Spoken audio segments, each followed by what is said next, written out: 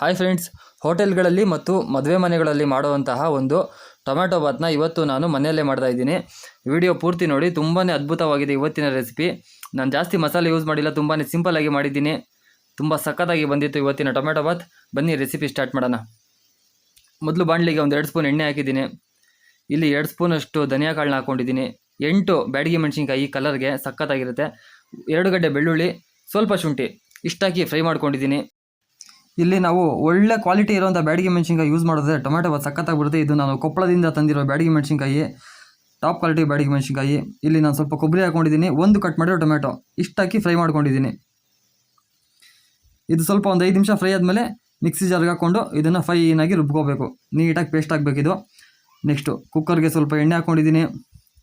ಒಂದು ಅರ್ಧ ಕಪ್ ಆಗೋಷ್ಟು ಪಲಾವ್ ಸಾಮಾನು, ಚಕ್ಕೆ, ಲವಂಗ, ಏಲಕ್ಕಿ, ಒಂದು ಸ್ವಲ್ಪ ಪಲಾವ್ ಎಲೆ, ಜೀರಿಗೆ ಇಷ್ಟು ಹಾಕಿ ಫ್ರೈ ಮಾಡಿದ್ದೀನಿ.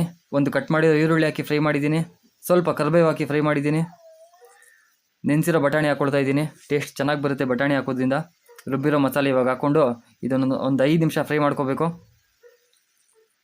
ಸ್ವಲ್ಪ ಮಸಾಲೆ ನೀರು, ಕಟ್ ಮಾಡಿರೋ ಒಂದು ಟೊಮೆಟೊ, ಇದು ಸ್ವಲ್ಪ ಫ್ರೈ ಆದಮೇಲೆ ರುಚಿಗೆ ತಕ್ಕಷ್ಟು ಉಪ್ಪು ಹಾಕಿ 4 ಗ್ಲಾಸ್ ಬಿಸಿನೀರು ಹಾಕ್ಕೊಂಡಿದ್ದೀನಿ. ಇದೊಂದು ಅರ್ಧ kg ಆಗೋಷ್ಟು ಅಕ್ಕಿ ತೊಗೊಂಡಿದ್ದೀನಿ ನಾನು. 2 ಗ್ಲಾಸ್ ಇದೆ ಅಕ್ಕಿ, 4 ಗ್ಲಾಸ್ ಬಿಸಿನೀರು. ಇಲ್ಲಿ ನೆನೆಸಿರೋ ಅಕ್ಕಿ ಹಾಕ್ಕೊಳ್ತಾ ಇದ್ದೀನಿ, 2 ಗ್ಲಾಸ್ ಅಷ್ಟು ಅಕ್ಕಿ.